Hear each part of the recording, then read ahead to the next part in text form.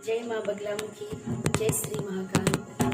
सनातन धर्म प्रेमी भक्तजनों, आज मैं आपको बताने वाली हूँ श्री ब्रह्मास्त्र विद्या माँ बगलामुखी के दिव्य रूप और दिव्य अवतार और दिव्य अवतारों का वर्णन। और माँ भगवती का जब दिव्य अवतार हो गया तो भक्तों पर किस प्रकार से अपनी दया, अपनी कृपा दृष्टि बरसाती हैं। आप आज मेरे वाणी से माता रानी का दिव्य स्वरूप का वर्णन सुनेंगे और माता रानी के अपने भक्तों के ऊपर कैसी कृपा करती हैं, यह चालीसा के स्वरूप में आप श्रवण पान कर पाएंगे।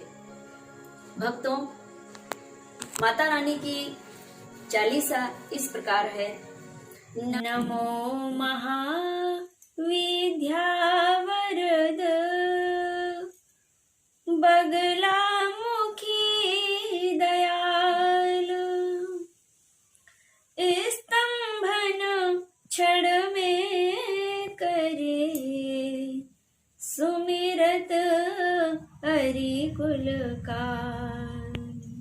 नमो नमो पीतांबरा भवानी बगलामुखी, नमो कल्याणी भक्तवत्सला शत्रुनाशानी, नमो महाविद्या वरदानी। सद्गुरु की कृपा से जो हमें माँ बगलामुखी के दिव्य अवतारों का वर्णन प्राप्त हुआ है, उस वर्णन का मैं व्याख्यान करती हूँ।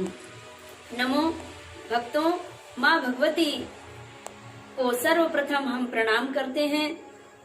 नमो नमो पीतांबरा भवानी, नमो मातु बगला महारानी, भक्त वत्सला शत्रु नशानी, भक्त वत्सल के शत्रुओं का नाश करने वाली हो देवी। और नमो महाविद्या वरदानी। और माता रानी, आप कहाँ रहती हो?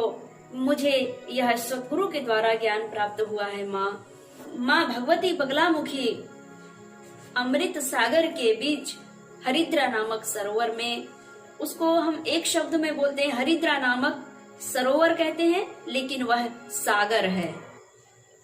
तो अमृत सागर बीच तुम्हारा, रत्न जड़ित मणि मंडित प्यारा, स्वर्ण सिंहासन पर आसीना, पीतांबरा अति दिव्य नवीना।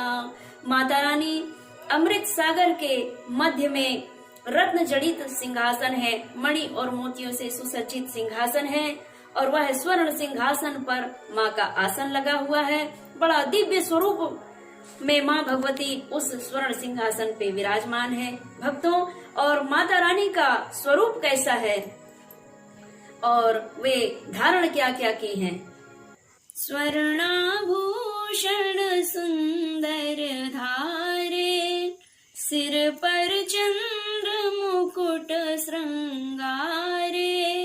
दाहिनी भुजा में मुद्गर धारण किए हुए हैं और बाईं भुजा से शत्रुओं की जिह्वा को पकड़ करके शत्रु संहार कर रही हैं। यह स्वरूप है माता जी का। और तुम हताश का निपट सहारा, करे अकिंचन अलिकुल धारा।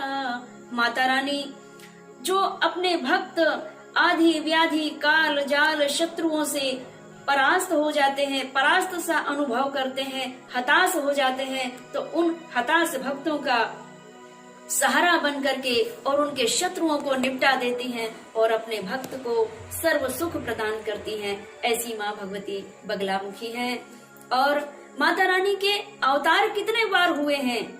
तो तुम काली तारा भुवनेशी, त्रिपुर सौंदरी भैरव बेशी, छिन्न भाल धूमा मातंगी, गायत्री तुम बगला रंगी। भक्तजनों, माँ भगवती के दशों अवतार, दशों रूपों का विशेष वर्णन है। माँ भगवती स्वयं काली का स्वरूप है, स्वयं रुद्र तारा का स्वरूप है। माँ भगवती का सर्वप्रथम महाकाली के स्वरूप में माता रानी का अवतरण हुआ, जो केवल कंकाल मालिनी है, काली ही काली है। जो नीली नीली दिखती है वो नीली नहीं है, वो तो जो नीली नीली दिखती है वे काली नहीं है।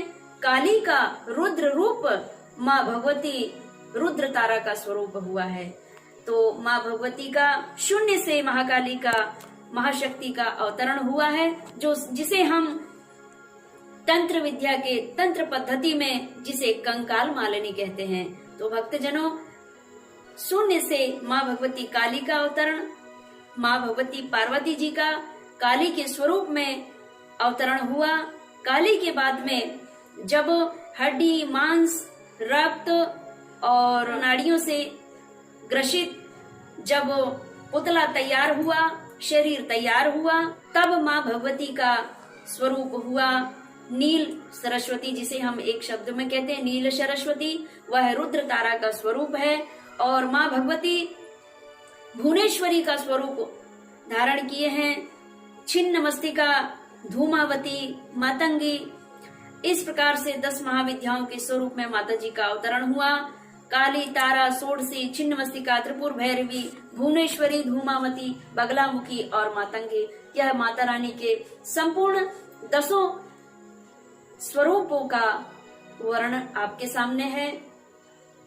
और माँ भगवती बगलामुखी और माँ भगवती बगलामुखी सकल शक्तियों की खान है, सकल गुणों की खान है, ब्रह्मांड की सर्व शक्तियों का समावेश है माँ भगवती ब्रह्मास्त्र विद्या में।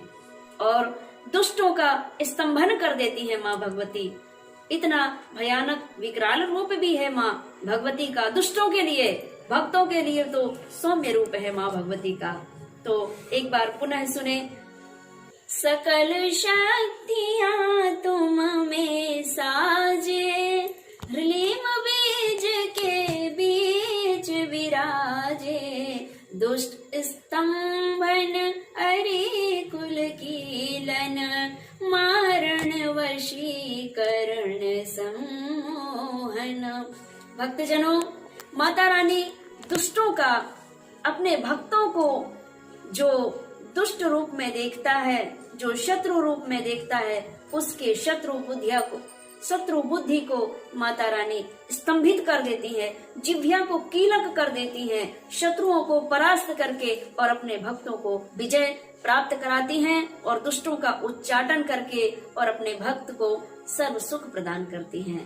दुष्टोच्चाटन कारक माता, अरि जिह्वा कीलक संघाता, साधक के विपत्ति की त्राता, नमो महामाया प्रख्याता।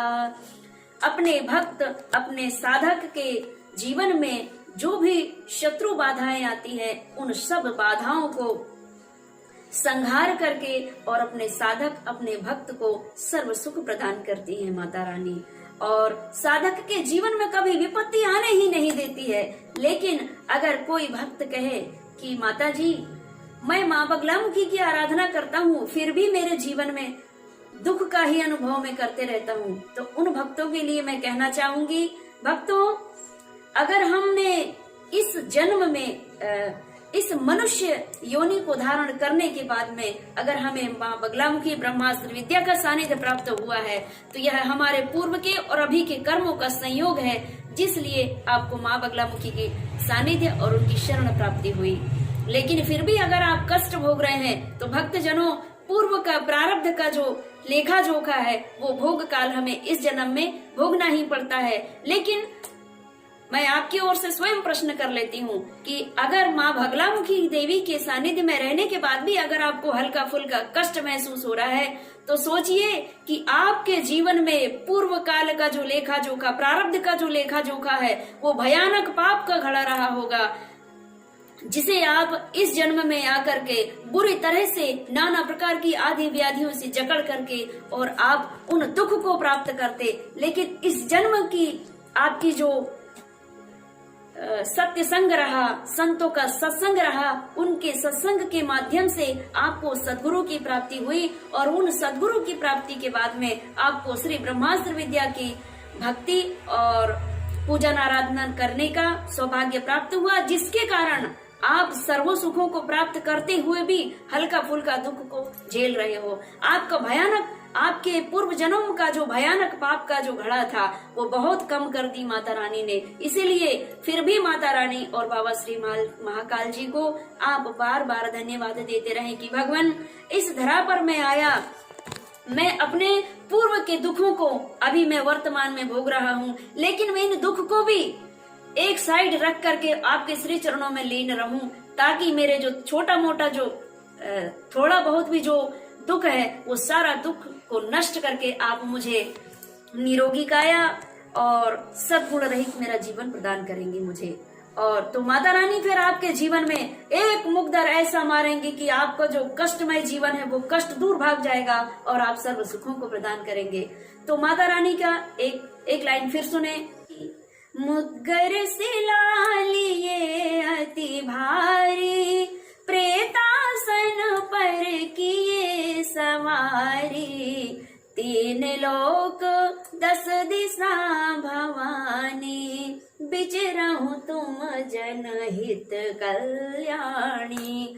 माता रानी मुद्गर और शिला लेकर के और अपने भक्तों का जीवन सुखमय बनाने के लिए 10 दिशाओं में विचरण करती हैं। वो क्यों विचरण करती हैं? संपूर्ण जनमानस की रक्षा के लिए, संपूर्ण देव समाज की रक्षा के लिए माँ भगवती 10 दिशाओं में विचरण करके और शत्रुओं को परास्त करती हैं और अपने भक्त, अपने शरणागति भक्त वत्सलों का सुख और सौभाग्य नित्य प्रति प्रदान करती हैं।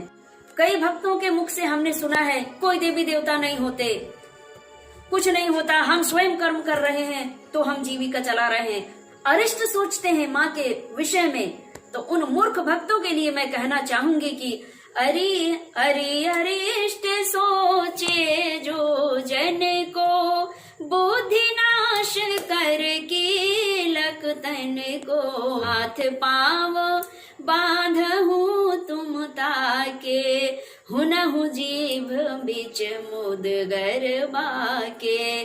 जो पार ब्रह्म परमेश्वर को नकारता है और कहता है कि ईश्वर होता ही नहीं है, मैं ही सब कुछ, जिसके जीवन में ईश्वर को लेकर के नाना प्रकार की भ्रांतियां उत्पन्न होती हैं, उन भक्तों के लिए माँ भगवती रौद्र रूप तैयार होती हैं, रौद्र रूप धारण करके। और अरिष्ट, जो अरिष्ट सोचता है, भक्तों के प्रति गलत राग द्वेष भाव रखता है, उनके लिए माँ भगवती उनकी बुद्धि को कीलक करके और हाथ पांव ऐसा स्तंभित कर देती, हाथ पांव जैसे जकड़ गए होंगे, उसको डॉक्टर भी ठीक नहीं कर सकता। क्योंकि जब ब्लड की गति नसों में जब बराबर ब्लड चलता है तब हाथ पैर ये पूरा शरीर चलता है। जब ब्लड की गति स्तंभन हो जाती है तो फिर उसको कहते हैं पैरालिसिस, लकवा, और वो लकवा फिर ठीक नहीं होता है। और तब कैसे ठीक भी हो जाते हैं भक्तजनों, लेकिन उनके परिवार के लोग जो है, परिवार के सदस्य में से कोई एक सदस्य भी अगर ईश्वर का परम भक्त हो जाता है तो उस दुष्ट का भी कल्याण कर देते हैं। आपको मैं उदाहरण भी समझाऊंगी। दुष्टों का कल्याण रावण का माँ भगवती सीता जी ने कल्याण किया, और भक्त प्रहलाद के पिता का उद्धार हुआ, ध्रुव के पिता का भी उद्धार हुआ। ऐसे और अन्य उदाहरण हैं, मैं उदाहरण देते देते थक जाऊंगी, लेकिन यह देवताओं का जो दिव्य दिव्य प्राकट्य होते रहा है, इनका वर्णन करते करते मेरे तो कई जन्म बीत जाएंगे भक्तजनों।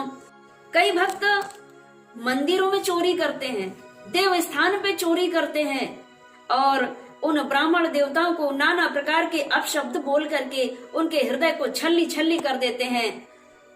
तो माता रानी उन पे भी विशेष ध्यान देती हैं।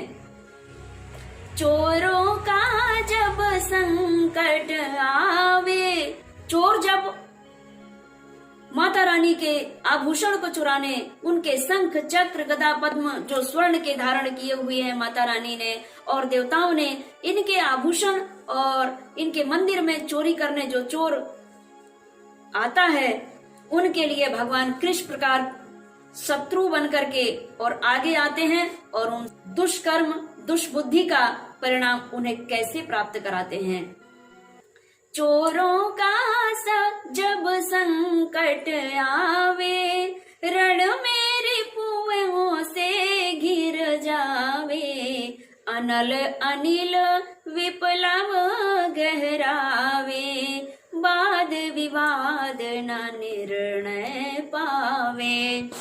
जब माँ भगवती के स्थान पे चोर पहुंचते हैं, ईश्वर के स्थान पे जब सद्बुद्धि रहित मनुष्य भी कुबुद्धि धारण करके और ईश्वर के ही आभूषणों को चुराने की कोशिश करता है, तो माँ भगवती रण में उतर करके और फिर अभी तो अच्छा लगता है कि मैंने तो मुकुट ले आया, मैंने तो शंख ले आया, मैंने तो घंटा उतार के ले आया, अरे सब कुछ ले आया, लेकिन उसको अभी तुरंत में अच्छा लग रहा है। जब भोग काल भोगने का समय आएगा तो वही दृश्य दिखाई देगा कि माता रानी ने मुझे दंड दिया है। ईश्वर के दंड को कोई नहीं रोक सकता, ईश्वर के द्वारा दी गई महामारी को कोई नहीं रोक सकता है। अगर उसको रोकना है तो संपूर्ण मानव मात्र को, संपूर्ण जन संप्रदाय को ईश्वर की ही शरण में जाना पड़ेगा, बाबा महाकाल की ही शरण में जाना पड़ेगा। अगर आदि व्याधि काल जाल और महामारी से हमें छुटकारा पाना है तो भक्तजनों बाबा महाकाल की शरण ले लीजिए। और कई छोटी छोटी विद्याएं एकत्रित कर लेते हैं और छोटे छोटे जादू टोना टोटका से सीधे साधे भोल भाले मनुष्यों को परेशान करते हैं। जैसे कि मूठ आधी विचारन संकट, राज भीति आपत्ति सन्निकट, ध्यान करत सब कष्ट नशावे, भूत प्रेत ना बाधा आवे। भक्तजनों, अगर भक्त के माँ बगलामुखी के भक्त के जीवन में अगर किसी ने आधि व्याधि काल जाल मारण उच्चाटन जो प्रयोग अगर कर दिया हो और भूत प्रेत बाधा का प्रयोग कर दिया हो, तो माँ बगलामुखी की शरण में जो भक्त चला जाता है, कई लोग ऐसे भी आते हैं दरबार में कि पागल हो चुके हैं और उन पागलों की गति इसीलिए पागल जैसे होते हैं वो, क्योंकि उन्हें भूत प्रेत बाधा का प्रयोग कर दिया जाता है, उच्चाटन का प्रयोग कर दिया जाता है। उच्चाटन का मतलब परिवार से संबंध का विच्छेदन करवाने के लिए उच्चाटन कर दिया जाता है, जिस कारण से मनुष्य अपनी मनोस्थिति खो बैठता है। तो ऐसे मनुष्यों के लिए अगर उनके घर के माता पिता, भाई बहन या पत्नी या पति या पुत्र या कोई भी रिश्तेदार हितैषी माँ बगलामुखी की शरण में जाकर के और माँ बगलामुखी से इन सर्व कष्टों से मुक्ति, एक दो प्रकार नहीं, बीमारी नहीं, मतलब सर्व कष्टों से मुक्ति पाने हेतु अगर माँ बगलामुखी का दिव्य अनुष्ठान करवाता है और उस जो मनोरोगी है और शरीर का रोगी है, तो उस बालक के लिए माँ बगलामुखी के दरबार में सिद्ध साधक महापुरुषों के द्वारा अनुष्ठान करवाते हैं, तो उस जातक को तत्काल ही सटीक और सही रिजल्ट की प्राप्ति होती है। भक्तजनों, सुमिरन करने से तो बड़े बड़े राजाओं के राजद्वार बन जाते हैं। कोर्ट अदालत कचेरी में जो मजिस्ट्रेट जो निर्णायक होता है, निर्णय करता है, उसकी बुद्धि भी परास्त हो जाती है, वकीलों की बुद्धि परास्त हो जाती है। किस प्रकार? ध्यान करत सब कष्ट नसावे, भूत प्रेत ना बाधा आवे, सुमिरत राज द्वार बंध जावे, सभा बीच स्तंभन छावे। भक्तजनों, जो माँ बगलामुखी की सुमिरन करता है, उनका ध्यान करता है, भक्तजनों जो भी भक्त माँ बगलामुखी का स्मरण करता है, माँ बगलामुखी का ध्यान करके, पूजन अर्चन करके और अपने राज्य के कार्य में अग्रसर होता है, कोर्ट अदालत कचहरी के कार्य में अग्रसर होता है, तो माँ बगलामुखी देवी उनके सर्व मनोरथों को पूर्ण करती हैं, राजाओं के राजद्वार में विजय प्राप्ति दिलाती हैं, कोर्ट अदालत कचहरी में माँ भगवती विजय दिलाती हैं। लेकिन कब? माँ बगलामुखी के श्री चरणों में समर्पित होने के बाद ही। लेकिन माँ बगलामुखी के श्री चरण में समर्पित होने के लिए आपको उस योग्य बनने के लिए आपको सदगुरु की शरण में जाना ही होगा। सदगुरु ही आपको माँ बगलामुखी कृपा प्राप्ति का सतमार्ग का रास्ता बताएंगे और वे ही आपका द्वार खोलते हैं।